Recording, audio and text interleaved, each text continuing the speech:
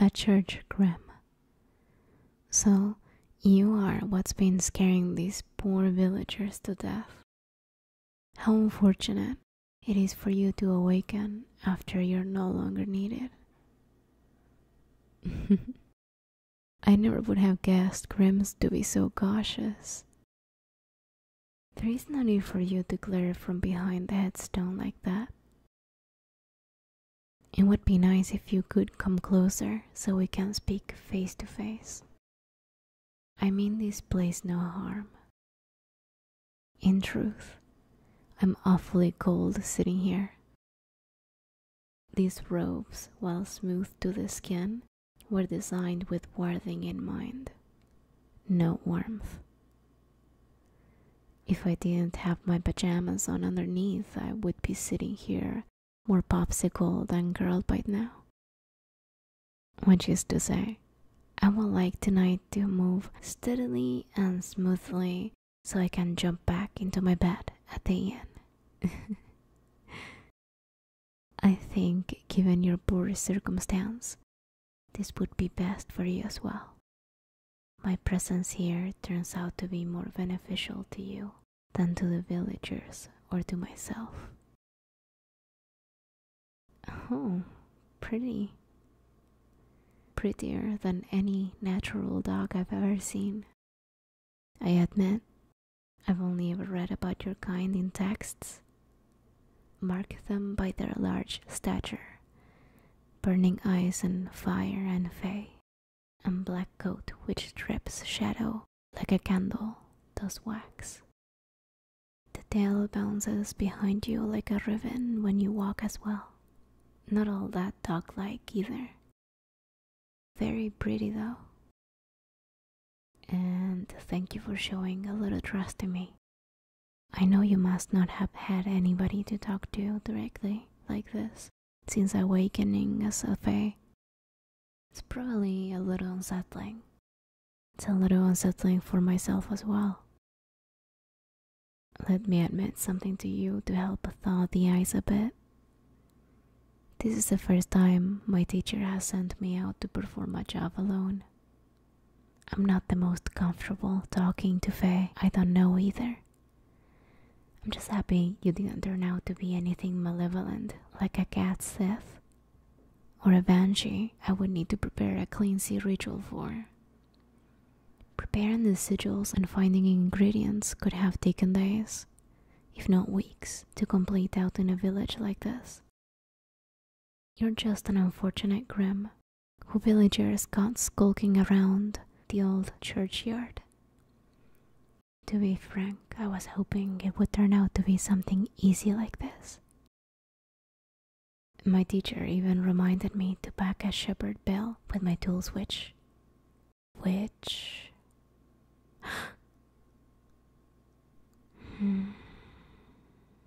That would explain why he sprung this task on me all of a sudden.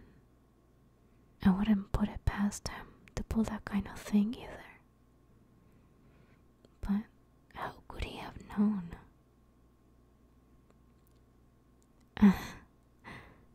Did I say that out loud? Sorry about that. Can I ask you something though? Have you spoken to anyone else since you've awoken? Anyone, let's say, that's a mage like me, who sent us a bit of magic mixed in?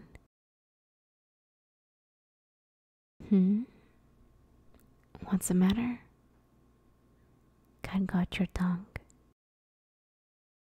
You're not upset with me, are you?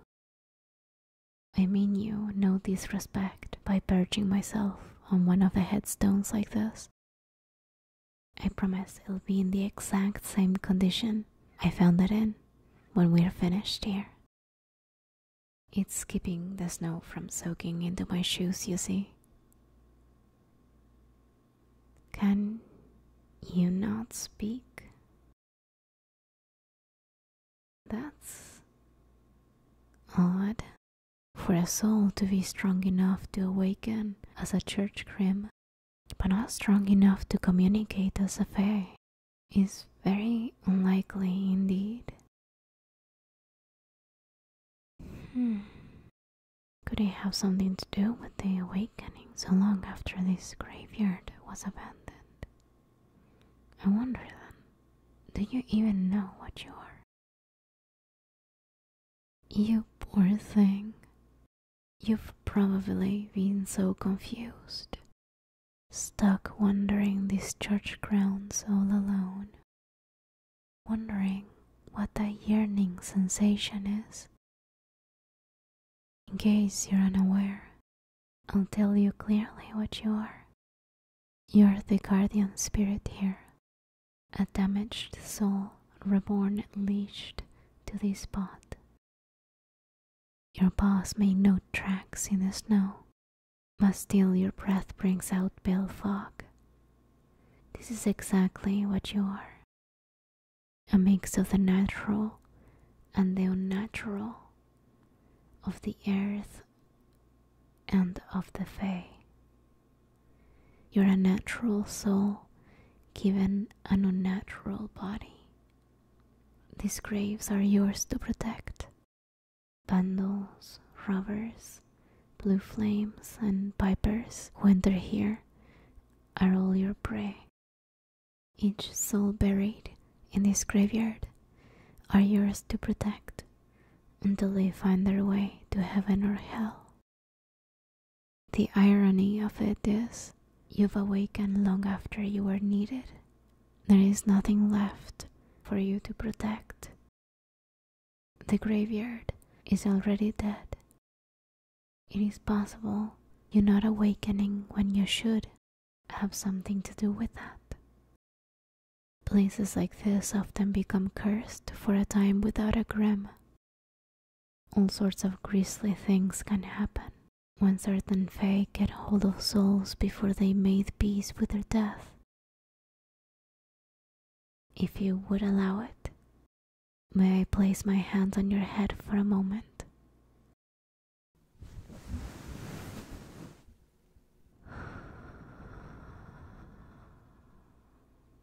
I can feel the fae energy pouring from you.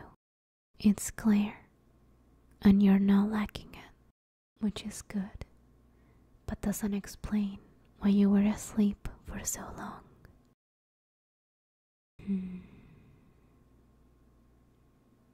It is a grounded energy, which would be good for me.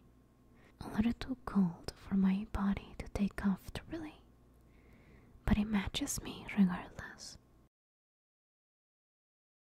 I was hoping I could find out a little more about what you were before you awoken as a grim by checking your energy. Sadly, I cannot get a clear picture. It's hard for me to say if you were even a human, to be honest. It's almost as likely for you to have been a canine from what I could glean, which not be uncommon for a grim, and would explain away your oddities. I'm sorry. I'm not very good at reading energy. I'm sure my teacher would be able to tell you more if he were here. All I can tell you are the basics that hold true to every church grim.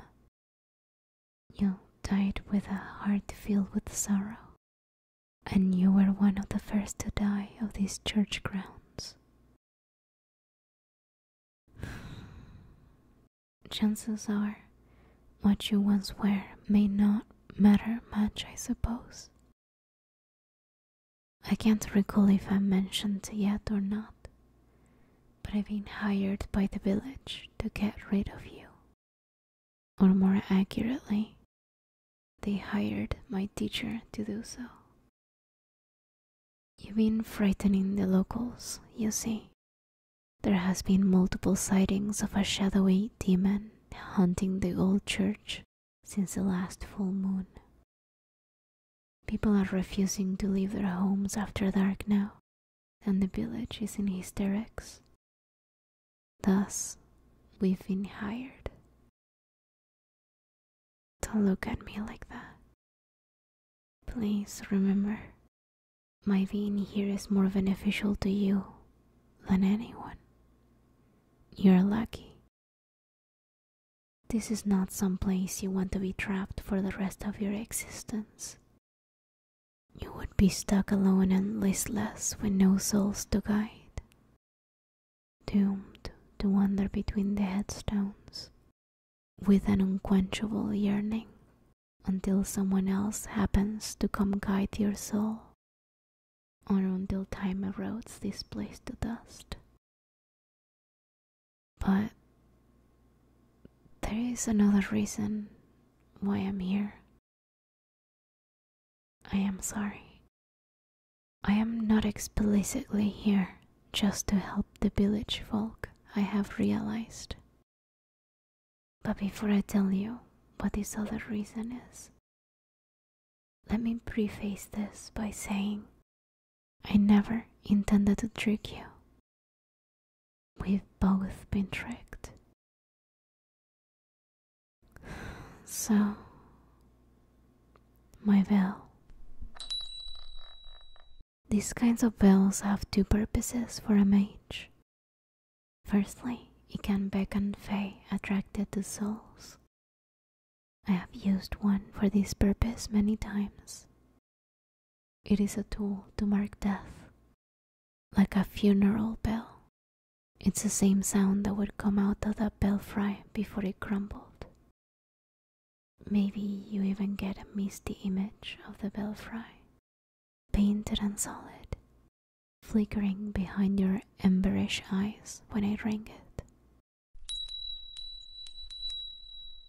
Its second purpose is a bit more complex. It can be used to bind lives together. Wedding bells, pet collars, or a shepherd with their livestock. Bells are used as a tool to connect souls. For a mage, this idea use extends into the realm of the fae.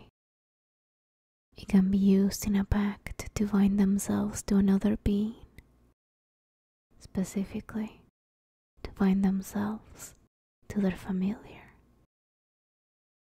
And this is a pact I will offer you. Humans are not well suited for magic, you see. Having fae energy in your soul is necessary for a mage to channel their magic to its full potential. My master seems to think I am ready to take a familiar, and has used this job as a pretense for me to lure you into a pact. I am sorry for this. He's both incredibly tricky and incredibly lazy. I'm sure if I had not realized this scheme with the bell and dealt with you naturally, he would not have said a word about it when I returned, nor set up another opportunity for me. But joke's on him. I would rather chew him out when I get home than receive this praise for passing this stupid test.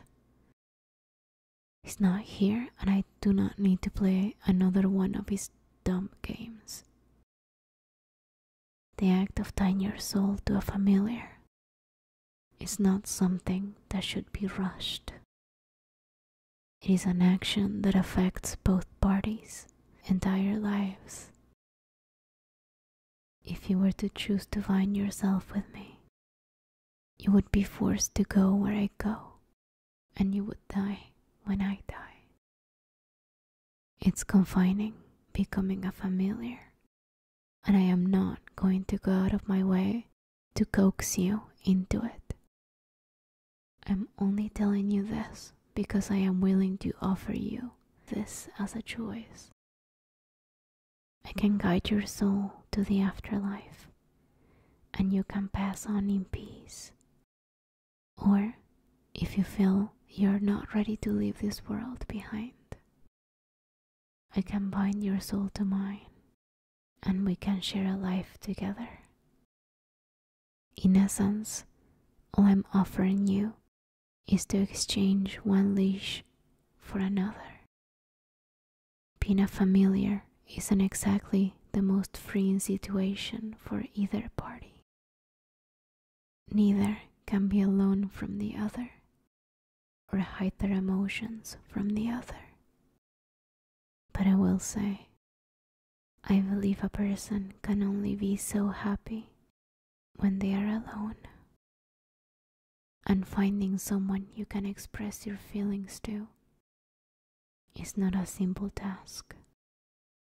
That's why I've never been all too concerned about the eventuality of tying my soul to another. Well, I have talked for long enough. These are the options before you. It is time for you to pick. What would you like to do? Would you like me to guide your soul to the afterlife? I will say, I have gotten quite good at it over the years. Your journey will be peaceful, and your acceptance calming. Or would you like to be bound together with me and walk with me down an unsure path? If that is your choice, then so be it. Let us begin the ritual. Focus on the growing warmth of my hand on your head and center your gaze on my bell. Promise me, whatever you see, you won't look away.